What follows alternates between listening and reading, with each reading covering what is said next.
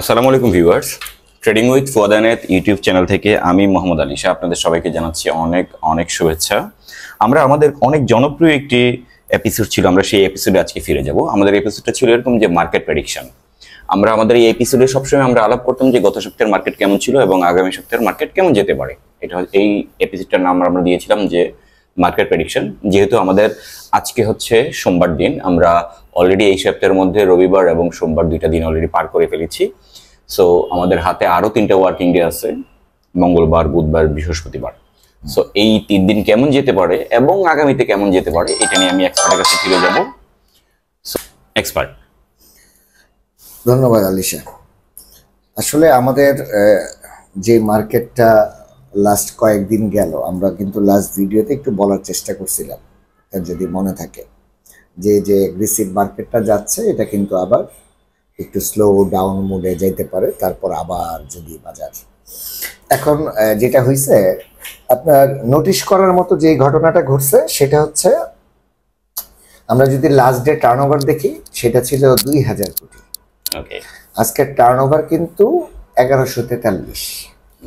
এই যে আলী ভাই অনেক ডাউন হয়েছে, এটা কেন হয়েছে এইটা ফাইন্ড আউট করতে পারলে আমি প্রবলেমটা পেয়ে যাব। এখন এইটা হওয়ার কারণ হচ্ছে, যখন মার্কেট আপনার অনেক অ্যাগ্রেসিভ হওয়ার পর, আমি যেটা বারবার বলতেছিলাম যে আমাদের যে 3% যে ডাউন লটা আছে এইটা অ্যাগ্রেসিভ মার্কেটের সাথে ম্যাচ করে না, যার ফলে টার্নওভার কমছে। আমি একটু লজিকটা দেখাই। ধরেন একটা শেয়ার আপনার 20 টাকায় কেনা, সেটা চলে গেল 25 টাকায়। এটা যদি ডাউন হয়ে 23 আপনার কি বলে 24 টাকায় কিন্তু আপনি সেল দিতে চাইবেন, বা 23 টাকা হইলেও আপনার প্রফিট আছে, সেল দিতে চাইবেন। কিন্তু যখন এটা বায়ারলেস হয়ে যাবে, কেউ যদি এটা সেল দিয়ে এক্সচেঞ্জ করতে চায় সে কিন্তু আর পারতেছে না, সে ব্লক হয়ে গেল। তার মানে একদিকে সেলটা ব্লক হইলো, সেল ব্লক হওয়ার কারণে একটা নতুন শেয়ারে সে যাইতে পারতেছে না, যার কারণে অল ওভার ডাউন হচ্ছে। আপনি মার্কেটে যদি খেয়াল করেন, এই 3% যেদিন থেকে আসছে আমাদের মার্কেট অল ওভার বাড়ছে, আবার ডাউন হলে দেখা যায় all over down. And all over down বলতে ধরেন 8টা-10টা শেয়ার যদি ভালো পারফর্ম করে সেটা কিন্তু আপনার কাউন্টেবল না। আপনি অল ওভার মার্কেটটা দেখতে হবে, 400 শেয়ারের মধ্যে সবার আচরণটা কেমন। সো এখন যেটা হয়েছে, আমাদের মার্কেটে মূল প্রবলেমটা হচ্ছে আপনার এই 3%।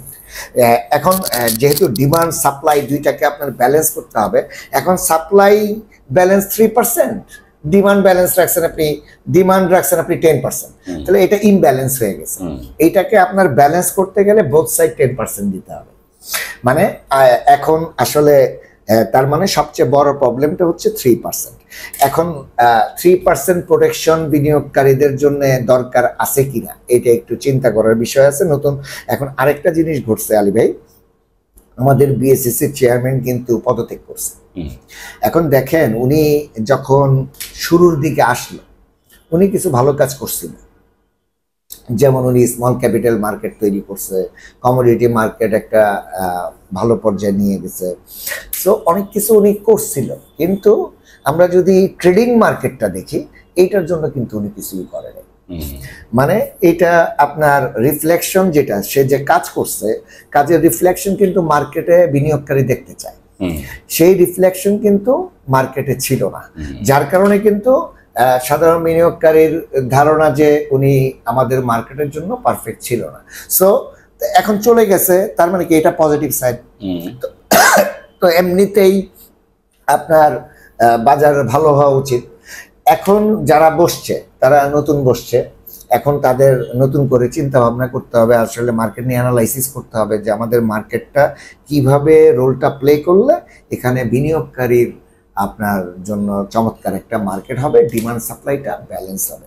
তো আমি যেটা প্রবলেম ফাইন্ড আউট করছি, এই যে টার্নওভার 2000 থেকে মানে এত বড় টার্নওভার ফল করার মূল কারণ ছিল 3%। আজকে অনেক শেয়ার, প্রায় 200 শেয়ারের মতো আপনার, আপনি যদি মার্কেটটা দেখেন 200 শেয়ারের মতো বায়ারলেস ছিল। বায়ারলেস হলে যেটা হয়, আমি যদি চাই যে আরেকটা শেয়ার আমি কিনবো, এটা সেল করে প্রফিট টেক করে এটা কিন্তু নরমালি আপনি যেটা সবসময় বলেন যে এই মানে আমরা এটা তো একটা স্টক এক্সচেঞ্জ, স্টকটা তো আর এক্সচেঞ্জ করা গেল না, রাইট এটা রাইট। এটা যদি এক্সচেঞ্জ করা যেত, আমি বলতেছি না যে টার্নওভার 2000 হইতো, কিন্তু আজকে টার্নওভার হইতো যদি এভাবে আটকে না যেত তাহলে আজকে টার্নওভার হইতো 1600-র উপরে। এটা মানে আজকের মার্কেট দেখে এটা বোঝা যায়। তো এই যে আপনি টার্নওভারটাকে ব্লক করলেন তাহলে কিন্তু মার্কেট ভালো হবে না।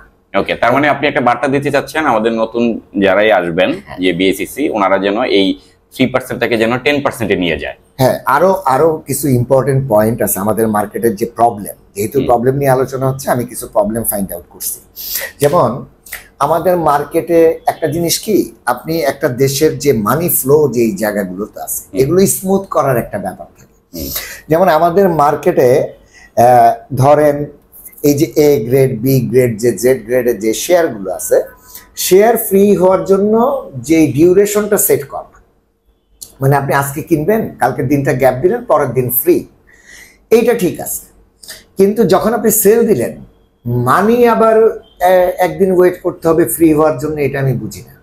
আচ্ছা, মানি ফ্রি হওয়ার তো কোনো সিস্টেম না, এটা সিস্টেম হবে শেয়ার ফ্রি, রাইট। মানি কিন্তু আপনি সেল দেওয়ার সাথে সাথে ফ্রি হওয়া উচিত, এটা বিনিয়োগকারীর সাথে সাথে রিকোজিশন পাওয়া উচিত, এবং ইনস্ট্যান্ট ওই দিনই কিন্তু টাকা ট্রান্সফারের ব্যবস্থা করা উচিত। এই যে আপনার মানিটা, এই টাকাটা যে আপনি আটকে রাখতেছেন 2-3 দিন, তারপর আবার যাইতে লাগে, আবার 1-2 দিন সময় লাগে, তো এই যে 4 দিন আপনি একটা মানি আটকে রাখতেছেন, এই তার মানে কি মানি ফ্লোটাকে আপনি ব্লক করলেন। এই টাকাটা সে আরেক জায়গায় ইউজ করলো, আবার সে কিন্তু আরো আগ্রহ হবে। এই যে 4 দিন দেরি হইলো, আমি যে 4 দিন আগে টাকাটা দিয়ে দিতাম, 4 দিনের মধ্যে টাকাটা আবার মার্কেটে ব্যাক আসার সুযোগ ছিল। সো আপনার এই মানি ফ্লো নিয়ে নতুন করে চিন্তা করতে হবে, মানে আর শেয়ার ফ্রি হবে, বাট টাকা ফ্রি হওয়ার কোনো লজিক কোনো মার্কেটে নাই। যে কোনো মার্কেটে, পৃথিবীর যে কোনো মার্কেটে আপনি শেয়ার সেল দিবেন, ইনস্ট্যান্ট আপনি মানি উইথড্র করতে পারবেন। যেহেতু আমাদের এখনো উইথড্র সিস্টেমটা বিনিয়োগকারীর হাতে যায়নি।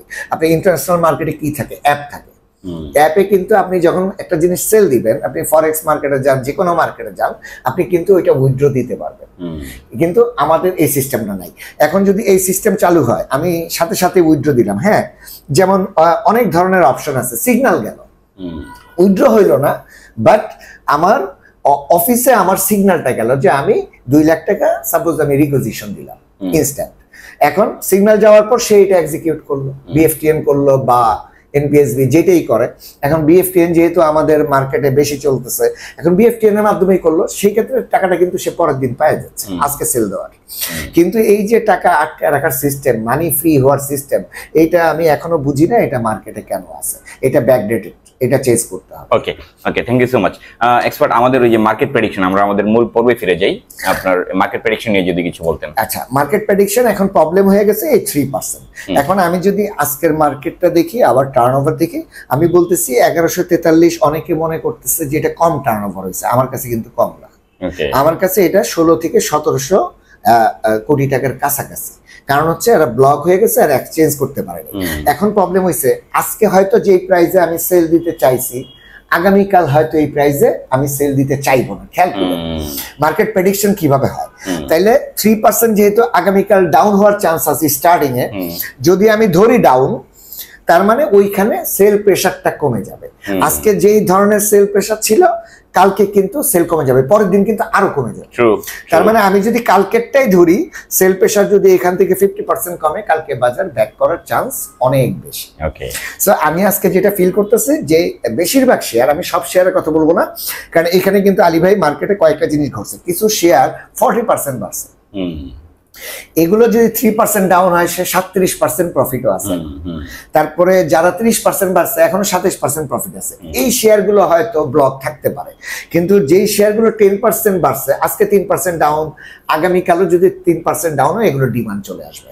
সো আমি বিনিয়োগকারীর উদ্দেশ্যে বলবো, যেসব শেয়ার কম বাড়ছে এবং 3% ডাউন হয়েছে, আগামীকাল 3% ডাউনে এগুলো বাই চান্স, মানে বাই করার চমৎকার একটা পয়েন্ট হবে। আর সকালে যদি ডাউন হয়, বিকালে বাজার পজিটিভ থাকবে ইনশাআল্লাহ। Thank you so much expert. বিনিয়োগকারী ভাইরা, আমরা আপাতত আমাদের আজকের পর্বটি আমরা এখানেই শেষ করছি। আপনাদের যদি কোনো প্রশ্ন থাকে, আপনার ইচ্ছে করলে আমাদেরকে কমেন্ট বক্সে আপনাদের প্রশ্ন করতে পারেন। এক্সপার্ট হতে উনি ওনার ফ্রি সময় আপনাদের কমেন্টের উত্তর দিবেন। ততক্ষণ পর্যন্ত আপনারা অনেক ভালো থাকুন, আপনাদের বিনিয়োগ হেফাজত থাকুক। আল্লাহ হাফেজ।